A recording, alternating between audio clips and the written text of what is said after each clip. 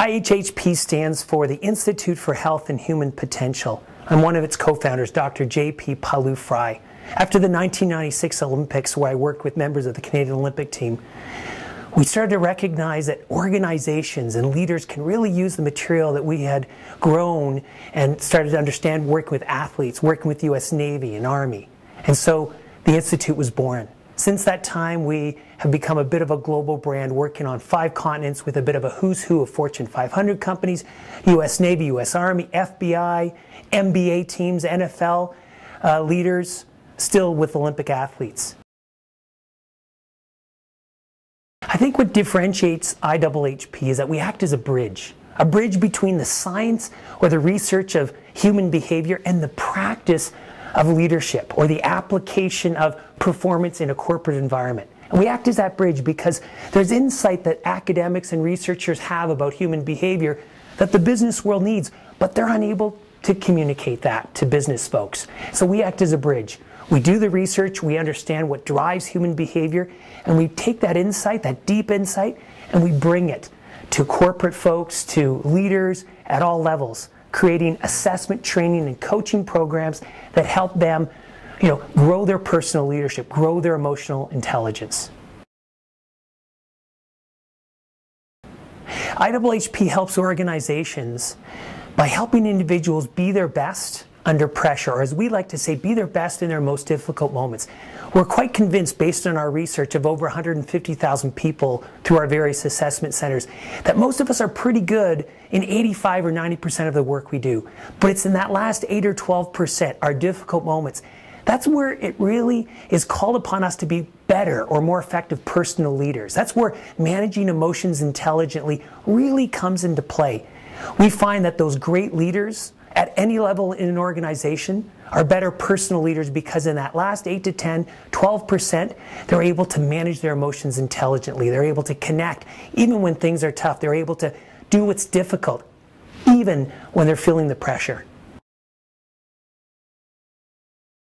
One of the biggest banks in North America, they were having some challenges with employee commitment, with their customer satisfaction scores.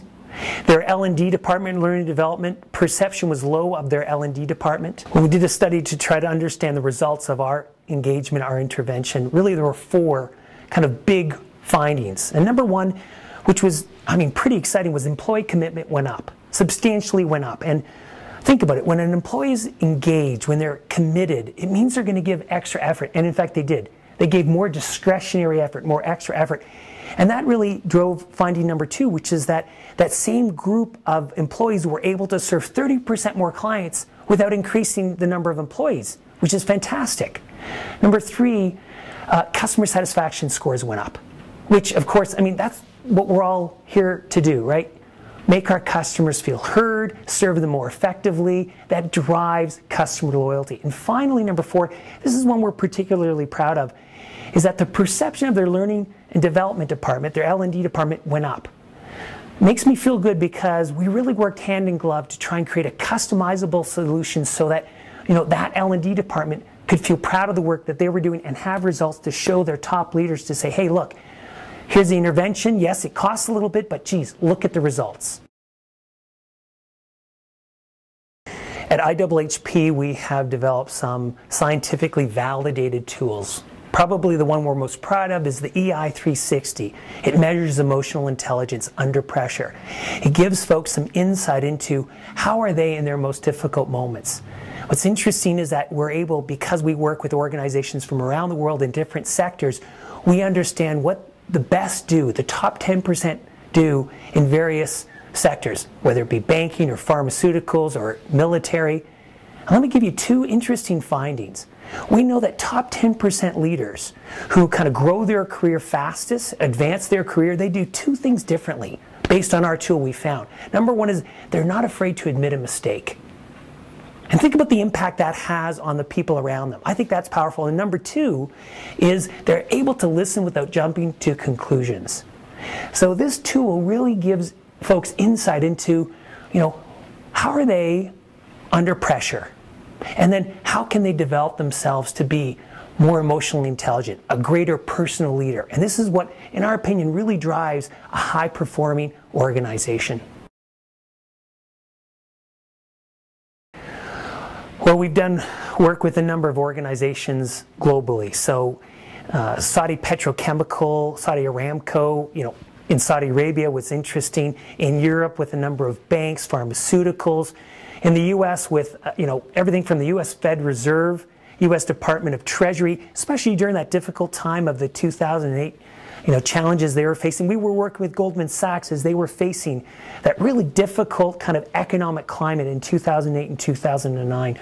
On top of that, we feel pretty fortunate in that we've been able to work with both very large organizations, and because we can scale, we've got a pretty good sized group, we can scale to their needs. And so we would deliver our assessment tools in a really we've got a huge bandwidth in order to be able to kind of service their needs from all different parts of the globe. So those are some of the different global clients we've worked with.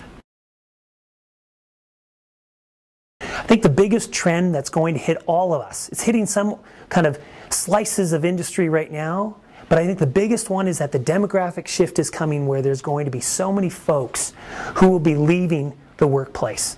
One of the companies we work with, one of the biggest life insurance firms in the world, in the next 3 to 8 years, they're going to lose 42% of their leaders. Think about that, 42%. That means that they're going to need to attract, retain, and engage this next generation of leaders. And so, to me, I think that's going to be a huge trend that we're all going to have to be smart about. I think there's going to be a war for talent like we've never seen before. And I think more than anything, it's going to challenge leaders in organizations to do their best to connect with their direct reports in a way, because we know that's what keeps direct reports, talented employees in an organization. It's not the organization. We all know this. People don't leave organizations. People leave their manager. So I think it's going to be more important than ever that managers have these skills to manage their emotions, connect with others, so that they can increase that retention, increase discretionary effort. I think that's the big trend coming.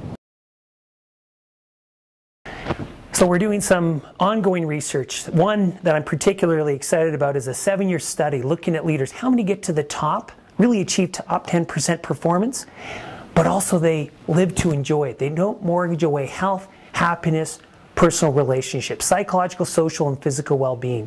We think that's the key to sustaining high performance. The ability to kind of stay at a high level of performance is when you can still be happy, still be connected to others, and be physically well. In fact, we know that if you are psychologically, socially, and physically well, in the highest group of well, you actually perform 21% more effectively. So this is a 7-year study. We're just finishing now. We're feeling like probably 6 months from now we'll have, again, a validated tool to assess this, to really help organizations sustain their performance over the long term.